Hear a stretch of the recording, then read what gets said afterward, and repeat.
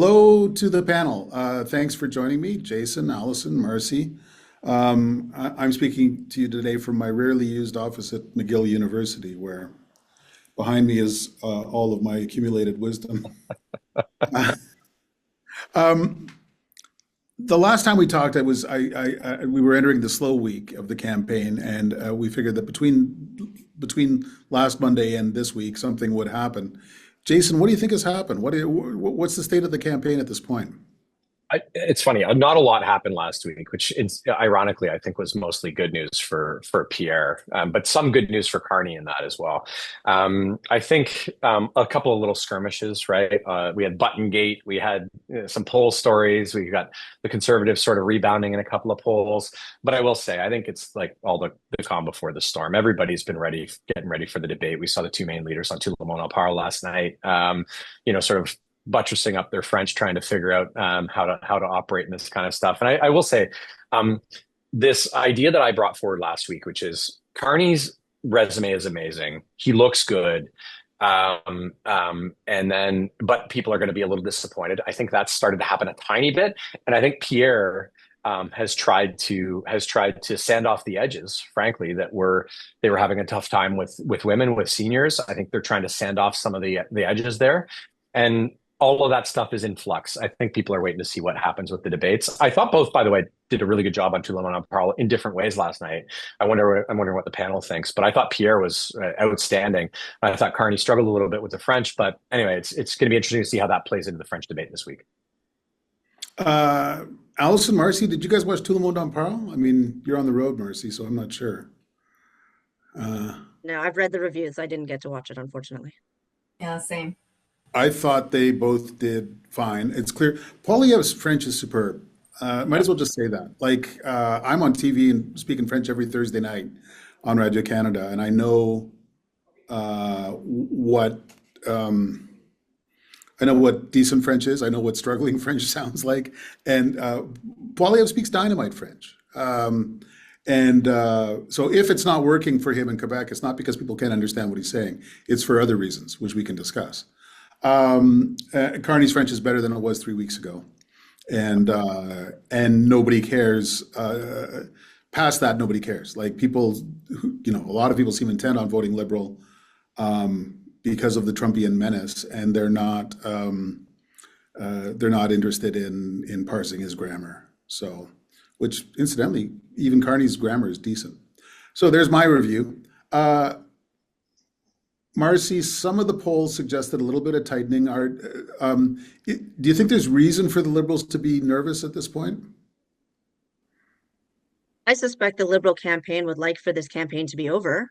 Every passing day brings new opportunity for them to slide or to face some unforeseen barrier that they would rather not face. I mean, that's the nature of a front runner's campaign. You really just want to get it over with, and I think that feeling is real. This week we have, I mean, we talked about Tout le monde parle. We have the other key milestone, which are the debates, and I feel like we've been talking about the debates for an unseemingly long amount of time in this campaign because this is the milestone that everybody has been looking toward. As we've discussed previously, debates don't necessarily change everything in a campaign unless they do. And so I think on the Liberal campaign side, you're probably this week going into the debates, first of all, having prepped a considerable amount. I know that as we discussed last week, what's happening in all of the hours when we don't see the leaders. Debate prep has been very thorough and rigorous on the Liberal campaign side. I know it's being taken incredibly seriously, and you're bracing for impact, so to speak, because it is the one big event really that you can plan for that can still tip the balance one way or another. I was on the receiving end of when it doesn't go well in 2011 in the Liberal campaign. We went into that debate. The Liberals, we were not ahead, but Ignatieff was starting to look a little better. He was starting to campaign a little stronger, and we felt quite confident going into debate night until the debate blew everything up on our side. And that was immediately the catalyzing event for the Orange Crotch and Jack Layton's ascendancy. So I do think sometimes debates matter. That could be the case here. Watch this space, I guess we'll see. But as you're planning for the campaign, that this is a key one for your guy. The expectations have been lowered. that's helpful. I agree, Paul. His French is better than it was at the beginning of the campaign, but the expectations on the French side have been managed pretty effectively. So it's not a very high bar that Mr. Carney has to cross to succeed on the French side. On the English side, everyone's going to be coming at him. So it is going to truly feel like a leaders' debate. And we saw in the leadership campaign that when questioned, when pushed, Mr. Carney seemed to become defensive. And I have to assume that that's what his opponents are going to be attempting to recreate in this debate this week. So will that influence voter outcome? Again, we don't know, but this is a moment and we will have to watch very closely to see if this shifts the dial. I would also note very quickly the policy platforms. Fully costed platforms have not yet been made public by the three main parties. There are pieces and elements out of each platform, but we will see if those platforms drop before the debates or after. The Conservatives naturally have done both historically, once before in recent history. Did not seem to go particularly well for Mr. O'Toole when they put it out before. Mr. Scheer waited till after. So we'll see what the Conservatives try to do. But I think the Liberals want to actually have their platform out soon, and that's another milestone for them in terms of some potential voter interest. Allison, you were there working for Jack Layton at that time. Do you remember that? I mean, that was an extraordinary campaign in so many ways. But do you remember feeling like that exchange had an influence on the outcome of the campaign, even while it was going on? Or well, Jack, I mean, that was always a strength of Jack's. I think he did that with Stephen Harper too, and his sweater vest jokes. I mean, Jack was the true happy warrior, and he liked nothing more than to wind up and land a good punch. And yeah, I think that was a moment where there was a lot of pride. And then the biggest turning point was the Léger poll that came out in Quebec shortly after that. I think we've seen this a few times. Like 2011 was a good example of things shifting in the last 2 weeks. I think the same thing happened in 2015 when people caught on to the change momentum suddenly swung behind Trudeau at the very end. I remember the NDP was actually in 30s at the beginning of the campaign. And it happened in 2006 with Stephen Harper too, when people had just had enough of the Liberal scandals. So I don't think people have decided. I don't think they're 100% sure. I think they're still deciding between the affordability question and they're deciding between the Trump question. And I also think Carney, as much as his favorables are high, he's still a bit unknown, and he still has a really delicate coalition of support between Green supporters, NDP switchers, and disillusioned Conservatives as well, who just want him to manage the economy. So anything's possible, and I think history shows us that. Jason, should anybody be worried in these debates except for Mark Carney? It seems to me they're just all going to try and jump Carney. There's no point Blanchette getting in his digs against Poilievre. Am I right? I think you're mostly right. I will say that's a specific example, Paul, and I actually think who hates oil and gas more. I actually think Blanchette's going to try to wedge Carney on oil and gas. He was out talking today saying Brookfield owns oil and gas. He probably tries to pretend he's green. So there might be a couple of side swipes at the Conservatives. So I think the Quebec debates or the French debate's a little bit different. I'll just say too, I think the reason why Carneys should not be worried, that's the wrong word. Listen, we talked about 2011. I worked with Harper on debate prep in 2008 and 2011. He was the only person that anybody was criticizing other than this shot at Ignatieff. Let me put it this way. In the Conservative war room, when Ignatieff got that shot from Layton, we were cheering because it's the first time the NDP has ever actually taken on an opponent that they probably should be taking on rather than just us, right? And I think that's something that Mr. Singh's probably learned over the last little bit. But I'll just say this: you asked who should be worried. The thing about Carney is, I don't think I'm breaking any news to say they've been hiding him. They've been hiding him before the campaign. They hid him at the end of the leadership campaign. They've really tried to hide him over the course of the campaign. Every time he sort of gets into it, he suspends his campaign. I don't know whether he's going to interrupt it, pause it, adjourn it, discontinue it. I don't know what's coming next. But you can't do that during a debate, right? He's not going to be able to sort of say, hold up the white flag and say, just give me a second. I got to confer with my advisors. And I'll just say that I don't think, and I thought the point that Marcy made was really interesting. Like Carney, it's very clear that he's a prickly guy, and I don't mean to say that pejoratively. It's just that's what his nature seems to be. He can't sort of paste on that smile and actually just get through and look affable. He's not an affable guy. That might work for him in the next little bit, but during the campaign or during the debate, I would expect him to struggle with that. And I think Marcy said something about expectations on the French debate, Paul. And I think that they haven't been managed at all on the English side. And I don't think they could be, because the whole raison d'etre for this guy, the reason why the Liberals say you should vote for him is he's managed big crises, he's calm under fire, he's calm, cool, and collected, he looks like a prime minister, he's got a plan for Trump, all of that kind of stuff.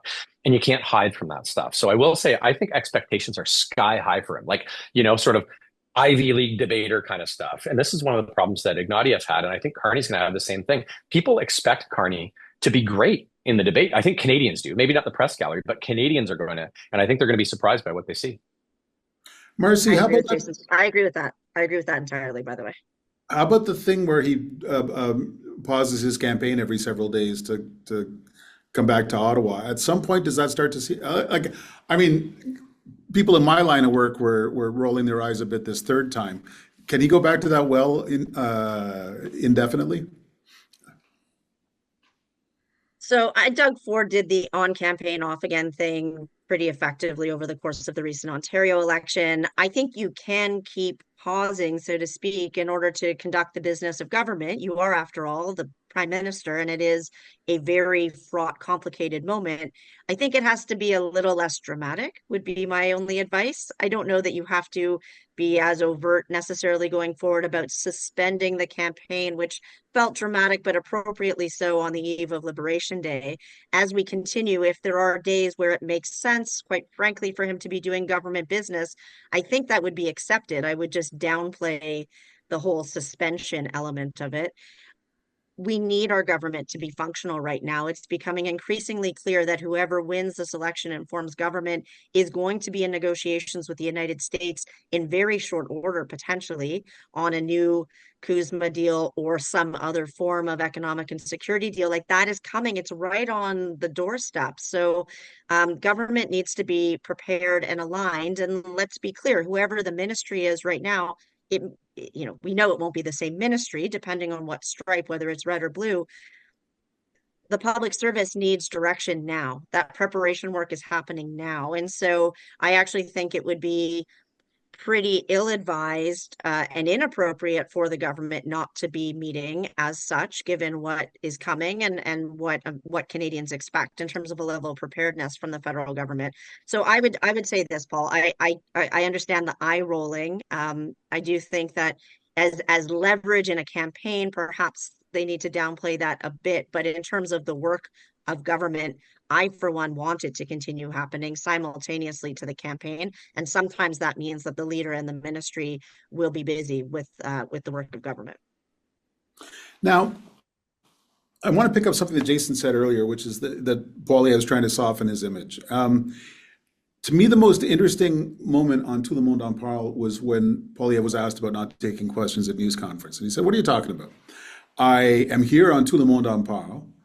And I'm doing all these podcasts, and I'm taking a lot of questions in very thoughtful settings. And in fact, he and his wife, Anna Poilievre, went on a podcast hosted by Camila Gonzalez, who's a Latina social media influencer and red carpet interviewer who had also interviewed Justin Trudeau last October. So she's interviewed 2 more party leaders in the last 6 months than I have.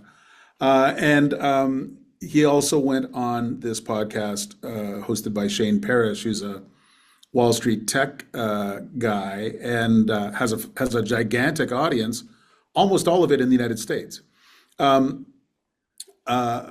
Jason, what the hell's going on here?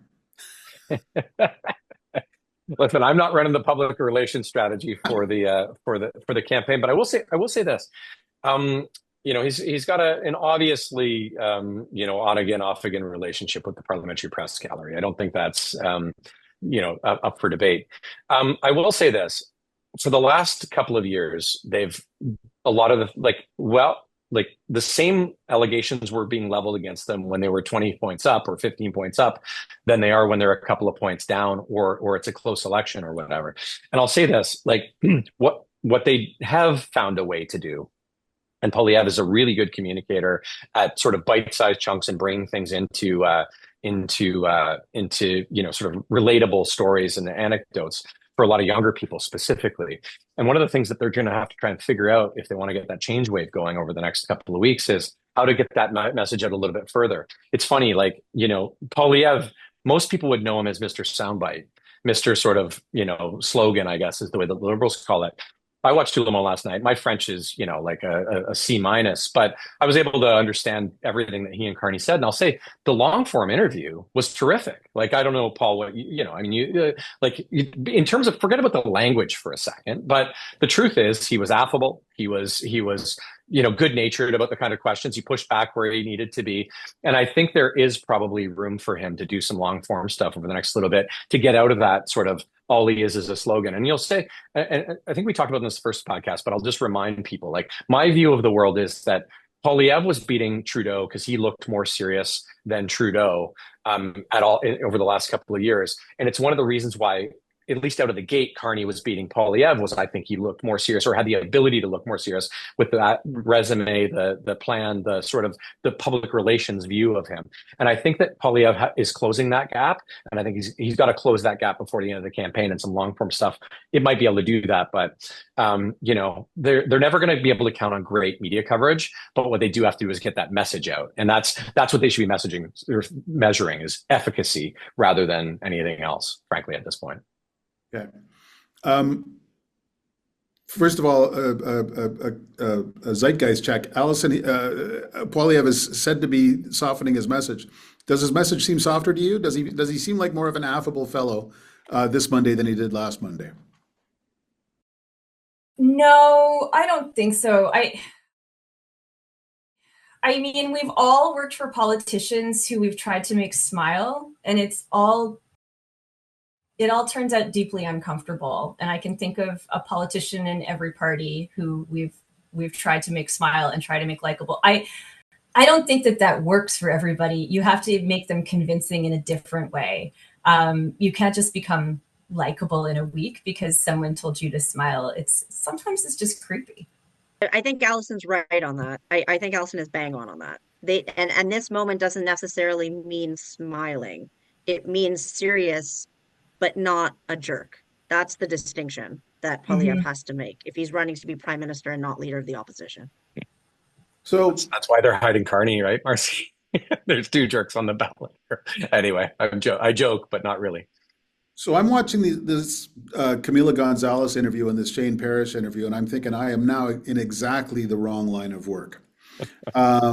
Because it's not just me. I mean, these days I'm just a podcaster, but anyone who has spent many years covering politics is now precisely the person that you do not ever want to put a party leader in front of. Camila Gonzalez asked pretty good questions, including about the Trumpy stuff. Shane Parrish asked pretty good economic questions. But what they didn't ever once do is put Poilievre in contradiction with his own record on those files or against the complexity of the real world. It's actually really hard to export your natural resources in a world where markets for that stuff are collapsing because whatever Canada thinks about the environment, the rest of the world has concerns. And it's similarly to Mark Carney. This is turning into my rant, but it's my show. Turning similarly for Mark Carney, who has popped up in a record store with Nardwar and on Jon Stewart's stage. These people are desperate to look approachable rather than fielding hard questions from people who have been around the block. And I'm wondering whether any of you would give any different advice to a candidate if you were running their campaign. I think the main advice right now that and I've never formally been in the comm stream, but for colleagues and friends of mine who do communications work, the main message to campaigns and to candidates is that in such a diffuse media landscape, you have to meet people where they are. Yeah. And that is now, as we know, not in the traditional mainstream places where those of you who work in the gallery present your work. So, I mean, it's that as much as it is about, the fact that facts are secondary now to opinion. And so you can just troll for opinion leaders and influencers who are going to amplify your message without fact checking you. I mean, that's the nature of where we are from a mediascape. So, would my advice be different? Look, I personally quite like facts, as it were, and believe in the importance of truth. But I recognize that we are now living in truthiness. So I guess what I would say is my advice is not different from you have to meet people where you are. That's absolutely true. You could be on the best news programs day in and day out, and if your dwindling audience is not hearing you, it's not going to convert into success at the ballot. So you absolutely have to find where people are and speak to them where they are. There's no question. Could the platforms be, more unbiased or more news based? I would like to say so, but I can fully understand from a campaign perspective why you are looking for somebody who is going to give you a pass and allow you to own the space. It's not different from that direct to camera monologue that we're seeing Pierre do, Mr. Poilievre use very effectively, has been using effectively, and others, quite frankly, trying to catch up, although I guess Mr. Singh has been doing that for years on TikTok and the like. Adding one small filter of an influencer interviewing is a bit of a fig leaf. It's still a direct to camera kind of monologue or homily from the leaders, and that's what they'd like. I mean, the more unfiltered your message, the better. Yeah, I guess there's a difference between meet the people where they are and Chrystia Freeland campaigning on MSNBC for 2 months when I don't think there's 35 Canadians who watch MSNBC. It feels like chickening out. Jason? Well, couple of things. I like this, Paul. We could probably debate this all day. But we won't. We'll be done soon. Freeland on MSNBC, you're sort of making a joke about all the Canadian politicians making the case on tariffs directly to the U.S. media, and I'll say there's a bit of that for sure. But I will say this, I remember stories. People talking about Doug Ford and said that the easiest way to get to Doug Ford, a message to Doug Ford, was to go on CP24 and say it. Well, the easiest message to get, to Trump or whatever was, U.S. media, because the guy cares. He cares about what they say to him. Certainly on Fox, a little less on CNN, certainly almost not on MSNBC. But I'll say this: nobody's got this jammed, or nobody's got this completely figured out. Because I would say Pierre, Justin in 2015, it wasn't new communications tools. His social media was great, but why was his social media great? His social media was great because he had a great campaign. It was full of hope and change. And after 10 years of sort of a dour guy, he got some change. This one, the question is, does the tone of your stuff meet those audiences? It's funny. I was just before we got on, I retweeted something. It was an influencer. I'd never seen this person before. I didn't know her name. She's a podcaster, and she made the most effective case against Carney that I've ever seen. It was sort of like, she was playing a character. She was pretending she was sort of a liberal woman who was like, I really like Carney. I like the fact that he doesn't like to pay taxes and all this other stuff. And it was really effective. And I looked at it. It's got 5,000 likes, 2,000 retweets. And the truth is, what the gallery has to deal with is there's two things here. Number one, it's not as important as it used to be for as big audiences. But at the time that it matters, which is the next 10 to 14 days, people will be looking to the gallery to sort out some of that information: who won, who lost, who did well, all of that kind of stuff, and especially seniors. And I will say this: I think the only issue that Poilievre's got is, I think Carney's audience, it's sort of like COVID. They're sitting there in front of the TV, they're watching for Trump's next move. Those seniors, and I think that has impacted how seniors have been feeling about Carney. And I think that they've probably got to crack into that if they want to win this election. Okay, I'm going to wrap it up there for now. We got to settle in for debate week, I think all of us, and we'll pick over the returns from those two events next week. Thanks for joining me today. Thank you. Thanks, Paul.